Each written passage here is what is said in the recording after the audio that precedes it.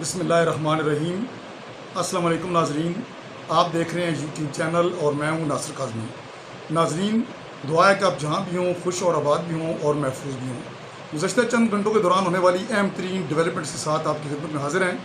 ناظرین، آپ کو بتائیں گے کہ ایران اور امریکہ کے درمیان آج دوحہ قطر میں ابنائے ہرمز کی جو بندش اور اس کے کھولنے کے حوالے سے اور اس کے معاملات پر جو ہے وہ پیش رفت کے حوالے سے بہت اہم مذاکرات ہونے جا رہے ہیں، اور یہ مذاکرات ایسی صورتحال میں ہو رہے ہیں کہ جب اسی معاملے پر ایران اور امریکہ کے درمیان حالیہ دنوں میں بہت شدید جھڑپیں ہوئی ہیں اور بہت بڑے پیمانے کا ایک دفعہ پھر نقصان ہوا ہے، ایک دوسرے پر حملے کیے گئے ہیں، لیکن اس کے بعد جب وہ تباہ کن حملے کرنے کے بعد پھر دونوں کو کچھ تھوڑا سا خیال آیا، اور جو ثالث ممالک ہیں ان کی ثالثی کی وجہ سے ایک دفعہ پھر معاملات جو ہیں وہ مذاکرات کی طرف آئے ہیں۔ اور آج جو قطر میں ہونے والے مذاکرات ہیں وہ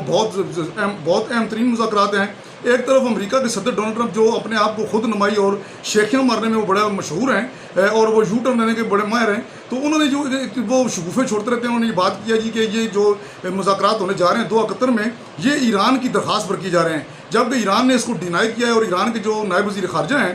کاظم غریب آبادی، انہوں نے اس بات کی بالکل نفی کی، اور انہوں نے کہا ہے کہ بالکل ہم نے کوئی درخواست نہیں کی اس طرح کے مذاکرات کرنے کی، امریکہ کی خود خواہش ہے اور امریکہ جو ہے مذاکرات کرنے کی بات کر رہا ہے، لیکن ہم اس طرح کے کوئی مذاکرات کرنے نہیں جا رہے، بلکہ یہ مذاکرات کوئی ثالثوں کے ذریعے ہو رہے ہیں، یہ کوئی براہ راست مذاکرات نہیں ہو رہے۔ جبکہ وائٹ ہاؤس یہ کہہ رہا ہے کہ امریکی صدر ڈونلڈ ٹرمپ کے جو نمائندے خصوصی نمائندے ہیں اسٹیو وٹکوف اور ان کے جو داماد ہیں جیرڈ کوشنر، ان پر مشتمل وفد جو ہے اس وقت دوحہ قطر میں موجود ہے، جبکہ ایران کے جو اہم ترین جو حکام ہیں وہاں پر موجود ہوں گے، اور ان میں آج اہم ترین مذاکرات ہونے جا رہے ہیں، اس پر بات کریں گے۔ اس کے علاوہ ناظرین آپ کو بتائیں گے کہ پاکستان تحریک انصاف کے بانی عمران خان کے لیے کچھ بہت تشویشناک قسم کی عدالتی خبریں ہیں، اس والے سے بات کریں گے۔ اس کے علاوہ آپ کو بتائیں گے کہ جو تحریک تحفظ آئین پاکستان ہے اور دیگر جو سیاسی جماعتیں ہیں ان کا اپوزیشن اتحاد جو ہے اس کی جانب سے جو ہے آزاد کشمیر میں جانے کی کوشش کی گئی ہے، لیکن ان کو کوہوٹا کے قریب روک لیا گیا، جس پر انہوں نے احتجاجاً وہاں پر دھرنا بھی دیا اور دھرنا دے کر واپس آ گئے ہیں، اور انہوں نے پریس بریفنگ جو کیا اس میں کچھ اہم باتیں کی ہیں، اس پر بات کریں گے۔ اس کے علاوہ ناظرین آپ کو بتائیں گے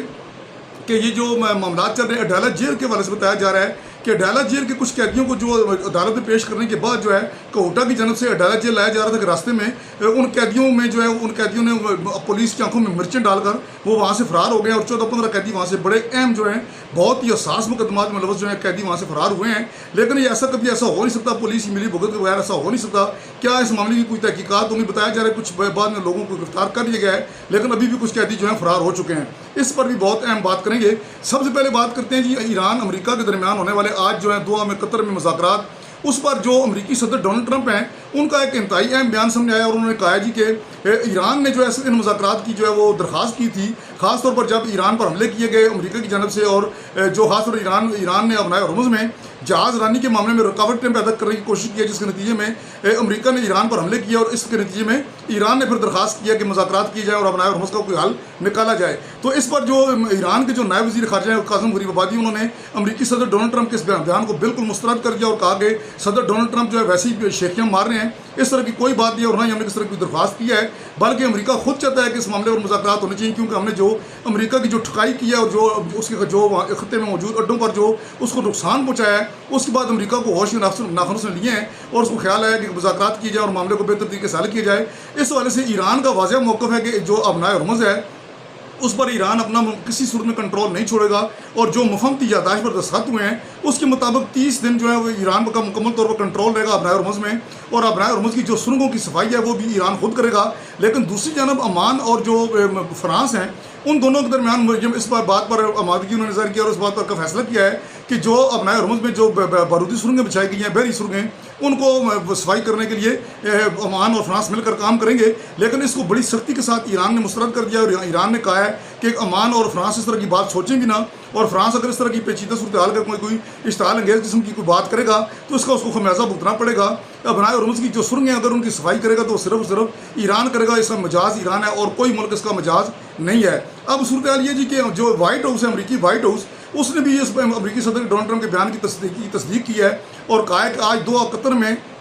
بہت اہم مذاکرات ہونے جا رہے ہیں ابنائے ہرمز میں، جو بحری جو جہازوں کی جو روانی ہے یا جو وہاں پر تجارت کا جو سلسلہ ہے اس کو برقرار رکھنے کے لیے، اس کو بحال کرنے کے لیے جو ہے اور ایران جو ہے ان جہازوں کے خلاف کارروائی نہ کرے، اس حوالے سے جو ہے آج بڑے اہم مذاکرات ہونے جا رہے ہیں، اور ان مذاکرات کے بعد ہی کوئی فیصلہ کیا جائے گا کہ آگے صورتحال کیا بنتی ہے۔ اب صدر ڈونلڈ ٹرمپ یہ کہتے ہیں کہ اس کی درخواست جو ایران نے خود کی تھی، اور ایران جو ہے اگر اس نے جہاں پر ہمارے مذاکرات کامیاب ہو گئے اور پیش رفت اچھی ہوگی تو یہ بہت آگے چل کر بہت اچھا ہو جائے گا۔ اور انہوں نے یہ کہا کہ جب سے مفہومتی یادداشت پر دستخط ہوئے ہیں ایران کے ساتھ، اس کے بعد سے جو خطے میں جو تیل کی قیمتیں وہ انتہائی کم ہو چکی ہیں، اور جو امریکہ ایران جنگ ہونے سے پہلے کی جو صورتحال ہے اس سے بھی نیچے آ چکی ہیں، اور گیس بھی بہت زیادہ سستی ہو چکی ہے، تیل بھی بہت زیادہ سستا ہو چکا ہے۔ اس بات کا ادراک جو ہے یہ امریکی صدر ڈونلڈ ٹرمپ بار بار کر رہے ہیں کہ جنگ بندی کے بعد جو ہے حالات بہت زیادہ معمول پر آئے ہیں اور دنیا نے سکھ کا ساتھ دیا ہے، لیکن اس کے باوجود امریکہ جو ہے بار بار اس ساری جو مفہومتی عمل شروع ہوا ہے یا وہاں پر امن کا جو عمل شروع ہے اس کو سبوتاژ کرنے میں بھی پورا کردار ادا کر رہا ہے۔ اور لگتا یہ ہے کہ امریکی اقدامات سے یہ لگتا ہے کہ امریکہ نہیں چاہتا کہ یہ جنگ بندی ہو، لیکن ایران کہتا ہے کہ امریکہ جو ہے وہ معاہدے کی پاسداری نہیں کر رہا، جبکہ امریکہ الزام لگاتا ہے کہ ایران جو ہے معاہدے کی پاسداری نہیں کر رہا۔ اب ان دونوں کے درمیان جو چپکلش ہے اس کو ختم کرنے کے لیے پاکستان، ترکی، مصر اور سعودی عرب یہ چاروں ممالک بہت اہم کردار ادا کر رہے ہیں، اور اب بھی انہیں کی کوششوں کی وجہ سے آج دوحہ میں مذاکرات ہونے جا رہے ہیں۔ اگرچہ ایران اس کی تصدیق نہیں کر رہا، تردید کر رہا ہے، اور کہہ رہا ہے کہ یہ مذاکرات براہ راست نہیں ہوں گے بلکہ ثالثی کے لیول پر ہو رہے ہیں، ثالثوں کے ذریعے بات چیت ضرور جاری ہے، لیکن ہم براہ راست کوئی مذاکرات نہیں کرنے جا رہے اور نہ ہی ان کے ساتھ مذاکرات کریں گے۔ اب صورتحال جو ہے پیچیدہ بنی ہے، لیکن دیکھتے ہیں کہ آج کیا نتیجہ نکلتا ہے۔ دوسری جانب جو امریکی جو صدر ہیں ڈونلڈ ٹرمپ اور امریکی جو حکام ہیں، انہوں نے اس جو مفہومتی یادداشت پر جو دستخط ہوئے ہیں جو ایران کے ساتھ جو ممکنہ معاہدہ ہے اس پر امریکی کانگریس کو اعتماد میں لینے کا فیصلہ کیا ہے، اور اس حوالے سے پہلی دفعہ یہ موقع ہے کہ اس جنگ پر جو ہے امریکی حکام جو ہے وہ کانگریس کو اعتماد میں لے رہے ہیں اور اس کو پوری بریفنگ دیں گے کہ کس طریقے سے اس جنگ کو ختم کیا جا سکتا ہے یا کس طریقے سے معاملات آگے بڑھائے جا سکتے ہیں اور خارجہ پالیسی کو کس طریقے سے آگے چلایا جا سکتا ہے۔ بہرحال یہ بہت بڑی پیش رفت ہے کیونکہ کانگریس میں جو ہے یہ آلریڈی ایک قرارداد پاس ہو چکی ہے، امریکی سینٹ میں بھی یہ قرارداد پاس ہو چکی ہے کہ وہ امریکی صدر ڈونلڈ ٹرمپ جو ہے اس کی اجازت کے بغیر ایران پر حملہ نہیں کر سکتے۔ اب صورتحال بڑی پیچیدہ دکھائی دے رہی ہے امریکی صدر ڈونلڈ ٹرمپ کے لیے بھی، اور امریکی صدر ڈونلڈ ٹرمپ بھی یہ چاہتے ہیں کہ یہ معاملہ کسی نہ کسی طریقے سے سٹارٹ ہو جائے۔ دیکھتے ہیں کہ آج اس کا کیا نتیجہ نکلتا ہے۔ آگے آتے ہیں، ناظرین آپ کو بتاتے ہیں کہ ایرانی صدر جو مسعود پزشکیان ہیں، انہوں نے امریکی جو حکام ہیں، امریکی صدر جو ہیں، ان کے بیانات کو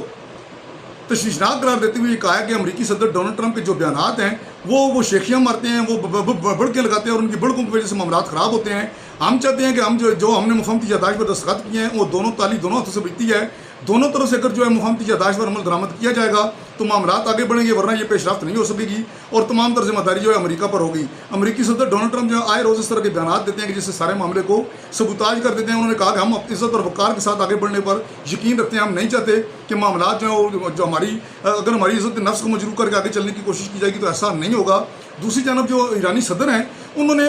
ایران کے اندر ایک ایسی جو لابی ہے یا ایسی جو لوگ ہیں یا ایسا طبقہ ہے جو ان مذاکرات کو جو ہے وہ سبوتاژ کرنے کی کوشش کر رہا ہے یا اس کی مخالفت کر رہا ہے، ان لوگوں کی انہوں نے لوگوں کی سرزنش کرتے ہوئے یہ کہا ہے کہ ایسے لوگوں کو جو ہے اس طرح نہیں سوچنا چاہیے، اور اس خاص طور پر ہم اپنی قوم کو مایوس نہیں کریں گے، اور جو موجودہ جو مذاکرات کا سلسلہ ہے اس کو آگے بڑھنے دیے جانا چاہیے، اور اگر معاملات جو ہے نارملائزیشن کی طرف جاتے ہیں اور معاملات جنگ بندی کرنے جاتے ہیں تو اس میں جو حوصلہ افزائی کی جانی چاہیے، اس کی مخالفت نہیں کی جانی چاہیے۔ یہ ہم یقین دلاتے ہیں عوام کو، عوام کے حقوق کو جو ہے سودے بازی نہیں کریں گے۔ اب آتے ہیں ناظرین آگے جو پاکستان کی سیاست کی جانب۔